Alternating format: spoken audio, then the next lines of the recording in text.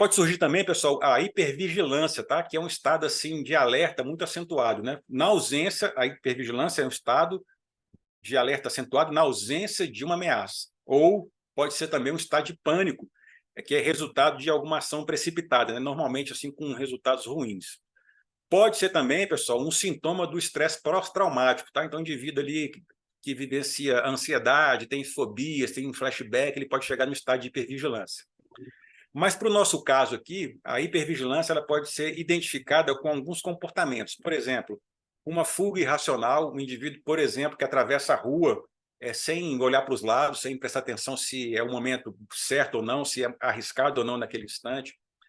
O indivíduo que apresenta ali uma luta corporal, né, um movimento corporal ali muito descontrolado, tá certo?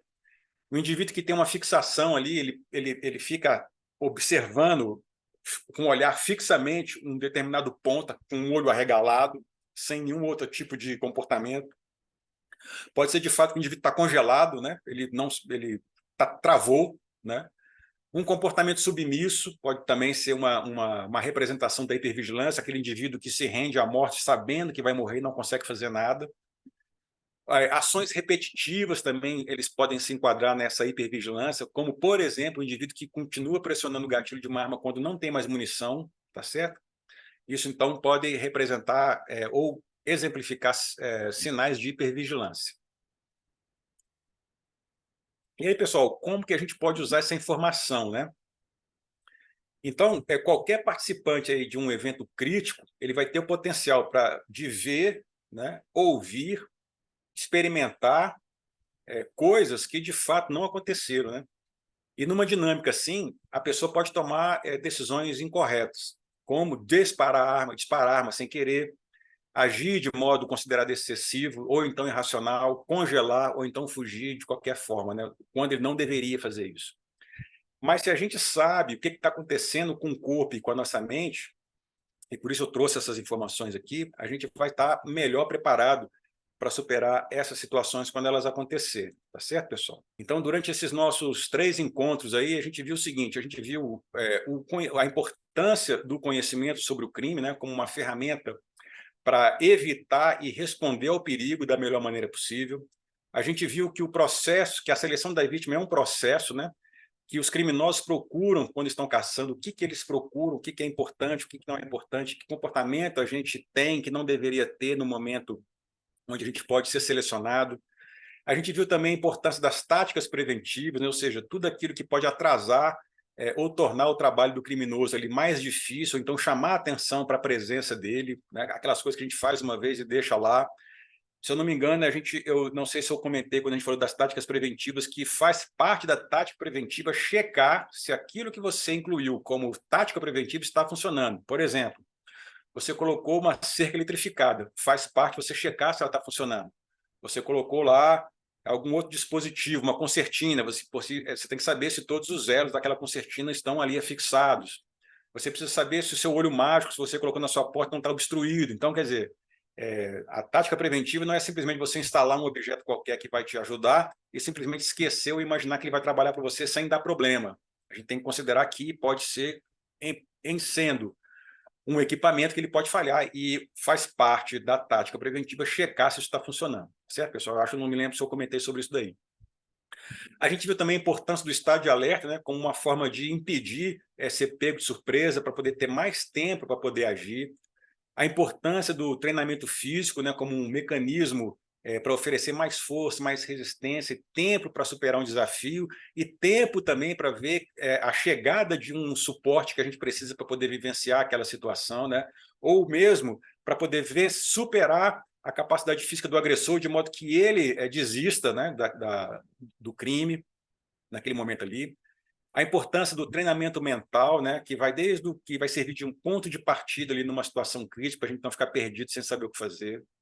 A gente viu a questão de evitar os erros, né, que vão dar uma vantagem para os criminosos, o que não fazer, os erros na autodefesa, os princípios ou regras da autodefesa, ou seja, aquilo que tem que ser feito para a gente poder se salvar. A gente viu também as opções de resposta, né, indo desde a obediência estratégica até o enfrentamento. Daquilo que eu chamei de na hora da verdade, né?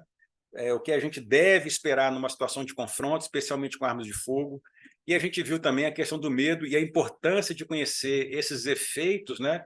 Os efeitos dessa emoção, para ser capaz de conviver com ela, com esses efeitos, né? Com o medo, e superar a situação. E aí, pessoal, lá no primeiro encontro, né, eu pedi que cada um de nós aqui fechasse o olho ali e pensasse naquilo que era o mais importante na nossa vida, né? E aí, certamente, alguém deve ter pensado ali nos sonhos, na família, no trabalho, nos amigos. Eu pedi, ó, pega essa informação, dorme com ela, pense naquilo que é mais importante para você, mais importante de tudo, tá certo? Se você tivesse que guardar só uma coisa na sua vida e o resto todo você pudesse descartar, o que você faria, né? E aí eu pedi para que vocês guardassem essa, essa ideia, né, esse pensamento, para que a gente pudesse seguir em frente e tal. E aí, agora, o que eu peço? Se vocês não fizeram isso naquela época, eu peço que vocês façam isso agora, assim que vocês forem dormir e tal. Que vocês vão arriscar, né? Riscar aqueles itens, quando vocês tiverem esse pensamento, os menos importantes, para poder ficar aquilo só que interessa. Como se você tivesse colocado tudo numa mão, assim, e se você tivesse que espremer para poder ficar só aquilo que é importante, você tivesse só uma coisa, tá certo, pessoal? Lembra disso. E isso aí, pessoal, aquilo que sobrar, tá? Nessa sua mão ou na mente, assim, vai ser a sua motivação para poder vencer, né? Quando tudo parecer perdido, tá certo, pessoal? E aí vocês vão saber por quem vocês querem viver. E aí a gente remete àquela nossa imagem, se a gente aceitava aquela situação com facilidade ou não, tá certo, pessoal? Então, eu peço que vocês façam esse exercício mental, pensem no que vocês puderem de importância na sua vida e mantenham ali com vocês aquilo que é importante, porque esse vai ser o gatilho mental para que vocês possam sair, talvez, de um estado de obediência cega, tá certo? De um estado, talvez, de congelamento, ou que vocês possam perseverar numa situação de risco quando vocês estão aí na perspectiva ou forem feridos, tá certo, pessoal? Ou imaginem ou que pensem que vão morrer numa situação, mas que vocês guardem essa informação aqui, ó, porque ela vai ser aquela faísca, pessoal, que vai ali acender no coração da gente, de vocês, eu incluo também nos nossos corações aí, para que a gente possa perseverar. Beleza, pessoal? Então, rapidamente eu deixo aqui a biografia, né? Está disponível lá no Clube de Autores, né? www.clubedeautores.com.br. A gente trabalhou nesses 3 encontros, bastante aqui o segmento do autodefesa. Daí a gente fez um salto no último encontro para o sobrevivência policial, tá certo? São 540 páginas no formato A4, uma resma de papel com bastante informação relacionada ao aspecto do trabalho policial e comportamental. Beleza, pessoal?